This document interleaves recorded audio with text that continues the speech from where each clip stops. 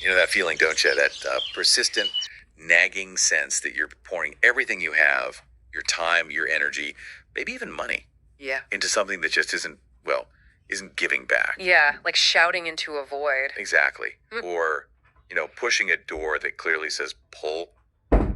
We've all been there, I think. Trying to force something, a project, maybe a relationship, yield results, and you just feel everything draining away. Nothing to show for it. It's just a fundamental human frustration, isn't it? It really is that sense of elegant futility, as you put it. Well, today we're taking a deep dive into this really remarkable, quite concise piece of writing. It's titled A Call to New Ground. Okay. It's short, almost like poetry, but it offers such potent insight into recognizing these dead ends, but also crucially how to actually pivot, how to find a better direction. So not just quitting, but redirecting strategically. Precisely. And that's really our mission today, isn't it? We're going to try and excavate the core wisdom from these lines. The goal is to move beyond just, acknowledging that feeling of being stuck, to actually uncovering the pathways the author points toward for moving forward. We'll explore why we cling to things that don't work, dissect the liberation that comes from letting go, and then maybe chart a course for finding what the piece calls ground that answers when you call. Ooh, I like that phrase. Yeah. I think there are some genuinely transformative insights here, things that can help you reframe your past and really empower your future moves. Okay, let's really dig into this then. The piece opens with imagery that is, well, it's stark, but incredibly relatable. It says, You've poured hours like water into sand, watched coins vanish into closed fists, bled effort into a ground that will not bloom. Wow. Just take a moment, you listening, just picture that. What does that evoke for you? For me, it's immediately that exhaustion, that feeling of giving and giving and getting nothing back. When you read those lines, especially that poured hours like water into sand, what's the first maybe misconception or habit that jumps out at you that this passage confronts? Well, what's really fascinating here, beyond just the obvious exhaustion it paints, is the universal human tendency it highlights. Our impulse to persist. Right, stubbornness almost. Sometimes, yeah, even when the signs are flashing red, The misconception it really tackles, I think, is this idea that more effort is always the solution. We're sort of conditioned to believe in grit, right? Perseverance. If we just try harder, push longer, throw more resources. That's work eventually. Exactly. But the text gives us these vivid counterexamples. Water into sand, coins into closed fists, effort into barren ground. These aren't just about trying harder. They point to an inherently unreceptive environment. It's not about your effort level necessarily, but the ground's capacity to receive it. That's a key difference. It is. And why do we keep pouring water into sand? It's not just hope. Often it's a deeper fear, maybe? Fear of admitting we were wrong, or fear of having wasted what we already put in. Or just fear of the unknown if you stop. Absolutely. Fear of the unknown. We get attached to the narrative we've built around that failing thing, and letting go feels like admitting defeat. Yeah. But the insight here is realizing that changing course doesn't mean you failed. It means you've learned something crucial. You've learned to tell the difference between difficult ground and barren ground. That is such a powerful distinction. Because it shifts the focus, like you said, from I'm not trying hard enough to, wait, is this the right place for my effort? Exactly. Which brings up an interesting point, though. How do we tell if it's really unreceptive ground? Or if maybe we're just, using the wrong kind of water? Could the problem be our method sometime? That's a brilliant question. Really adds a necessary layer of nuance. Because yes, sometimes the method is the issue, but the lines, ground that will not bloom, that suggests something more intrinsic, doesn't it? A fundamental mismatch. Like trying to grow cacti in a swamp. Precisely. Yeah. No amount of the right effort for a cactus is going to work there. But to your point, if you have rich soil and a tomato plant, but you only give it sun and no water, then yeah, the method's the problem. Okay. The water into sand image, I think, speaks to effort that vanishes instantly. No trace, no foundation, Right here. Coins into closed fists. That feels like a total lack of reciprocity. You give, it's taken, nothing comes back. And bled effort into a ground that will not bloom. That sounds so personal, like a deep sacrifice met with just nothingness. Yeah, barrenness. So, while we should always check our methods, refine our approach, this passage feels like it's talking about those times when, after trying different things, seeing no return, feeling that deep drain, You realize the core issue isn't your technique. It's the context. The environment just fundamentally cannot support what you're trying to grow there, Regardless of how much effort you put in. regardless of your brilliance or dedication. Yeah. And the cost of not recognizing that, it's huge. Wasted effort, sure, but also burnout, lost opportunities elsewhere, disillusionment. It can really chip away at your confidence, too. Totally. Makes you doubt yourself when maybe you were just planting in the wrong field all along. That feeling of being stuck, throwing good energy after bad, Mm. it can be incredibly heavy. It really weighs you down. Mm. But what if? Mm. What if the past you feel chained to, those efforts you feel obligated to keep feeding, Mm. what if they aren't actually holding you captive? The next lines in A Call to New Ground offer this incredible escape hatch. It says, "But time is not a debt collector, and the past does not demand you throw more of yourself into the fire you lit yesterday. Oh, wow. Read that again. But time is not a debt collector, and the past does not demand you throw more of yourself into the fire you lit yesterday." That's profoundly liberating, isn't it? It really is. It's not blaming you for starting the fire or for past efforts. It just releases you from the obligation to keep feeding it now just because you started it back then. Yeah. It's such a radical thought. Your previous investments, however big, they don't own your future choices. You're not tied to yesterday's decisions if they're hurting you today. Absolutely. It's beautifully dismantling those invisible chains, what some people might call the sunk cost idea, but doing it with such poetry. Right, no jargon, just the feeling. Just the feeling. We humans have this powerful bias, the more we've put into something, time, money, emotion, reputation. The harder it is to walk away. Exactly. Even when it's clearly failing, we feel this weird psychological debt to our past selves, like quitting would somehow erase or invalidate everything we did before. Yeah, I've definitely felt that. Like, I can't stop now. I've put too much in. Right. And this passage just cuts right through that.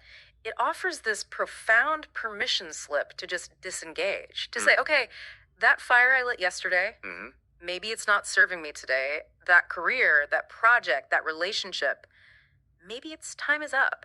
And crucially, that's okay. That's okay. There's no cosmic law saying you have to keep stoking a fire that gives no warmth, no light, or maybe is even burning you out. That's a really powerful image. Yeah. Okay, I get that clinging to past investments can be tripling.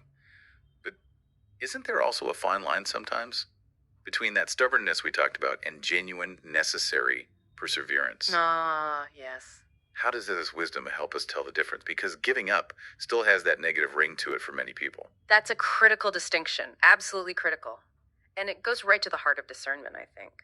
Perseverance, to me, is about pushing through obstacles when the core idea is still sound, when the ground, could bloom, but it's just difficult. Right, needs more work or a different approach. Exactly. It's about adapting, learning, refining, knowing the goal is still possible and worth it.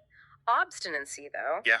That's persisting when the core idea has been proven wrong, when the ground will not bloom, no matter what. It's like an unwillingness to see the reality of the situation. Yep. So the wisdom here isn't about giving up on effort itself or giving up on having goals. It's about giving up on paths that clearly aren't working. It's strategic withdrawal almost. Yes, recognizing that sometimes the bravest thing isn't to push harder, but to step back, reassess, and put your precious energy somewhere else. This liberation isn't about weakness. It's about being smart and kind to yourself. Self-compassionate, yeah. It's saying, okay, I honor the effort, I learned from it, and now I choose a different field.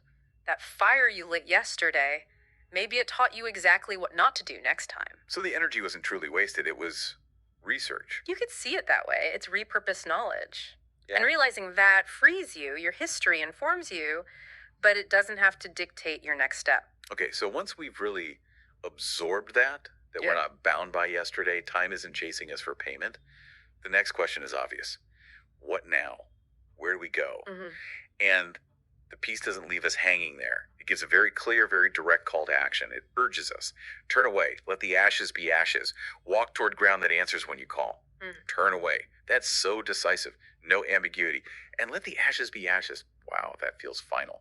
Like, just let it be gone. Don't keep stirring them. Yeah.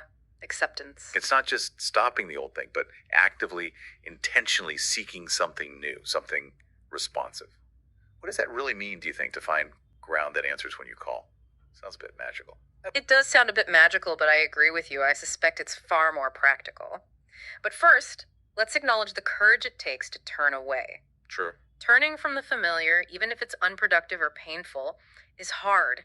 It takes guts to face the unknown, to let go of that sense of, well, even miserable certainty. It's an act of self worth, maybe, saying, my effort deserves better than this.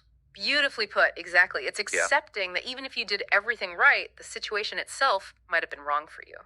And ground that answers. I think it signifies reciprocity, responsiveness, a dynamic where your efforts land, they resonate, they're amplified somehow. So, feedback, like positive feedback loops. Precisely. Think about alignment. If you're, say, a brilliant coder who loves collaboration, Ground That Answers is probably a dynamic tech team, not necessarily a solo academic research project demanding constant isolation. Oh, it makes sense. If you thrive on creativity, it's an environment that values innovation, not one that shuts down new ideas. It's finding that place where your specific contribution meets a receptive audience or need. And that leads to that feeling of growth, of reward. Yes. And not just external rewards, but that internal feeling of flow, where your energy feels well spent, effective, maybe even gets replenished by the work itself. It clicks. So, how do you actually find this answering ground? It can't just be passive, right? Waiting for it to appear. What are the practical steps or maybe internal shifts needed? Right. It's not passive. It requires action, but also, I think, a significant shift in perspective first. Okay. First, that acute self awareness we touched on. What are your real strengths? What energizes you? What kind of impact feels meaningful to you? Gotta know what you're looking for, broadly. Know thyself. Pretty much. Second, it involves observation and maybe small experiments, little bets. Like testing the water. Exactly. Considering a new field, don't just quit your job. Maybe volunteer first or take a short online course. Talk to people doing it. See how it feels. Get some beta points. Get data points. Are your initial efforts met with interest? Do you feel excited? Does it spark ideas? That's the ground starting to answer. Oh, okay. So you listen for the echo. You listen for the echo. If you're looking for a community, do you feel heard? Do people engage with your ideas? Is there a sense of mutual contribution? Ground That Answers isn't silent. It offers feedback, encouragement, maybe challenges that feel motivating, opportunities. It feels like a partnership. You give, and it gives back in some way. Exactly. Support, connections, resources, visible progress. Something that shows your energy is landing well. It's consciously seeking that alignment where effort meets potential. It's the difference between trying to light damp wood versus finding dry tinder. Perfect analogy. One feels like a struggle against nature, the other feels like working with it. The effort feels more natural, and the results start to speak for themselves. Wow. This deep dive has really taken us on quite a journey, hasn't it? It really has. From that soul-crushing feeling of futility, that weight of wasted effort, through the incredible relief, the liberation of letting go of those past chains. Yeah, and then landing here with this exciting, empowering idea of finding new beginnings. It's a powerful reminder, isn't it? This isn't about slacking off or avoiding hard work. Not at all. It's about directing our work wisely, putting our energy where it can actually, bloom. Exactly right. True wisdom isn't just in the how hard or even the how smart we work. It's in discerning where to apply that effort. This piece is such a potent reminder that our past, our previous investments, they inform us, yes, but they don't have to dictate our future potential. We have agency. You have the agency, absolutely. The courage, the ability to discern. You can choose new paths. You can seek out environments where what you offer can truly thrive. So as you listening, go about your week, maybe consider this. What ashes are you still holding on to? What unproductive fire are you still feeding, maybe out of habit or obligation or even fear? And just what might it look like? What might it feel like to start listening for and then maybe taking a step toward ground that answers in your own life? It's a powerful question.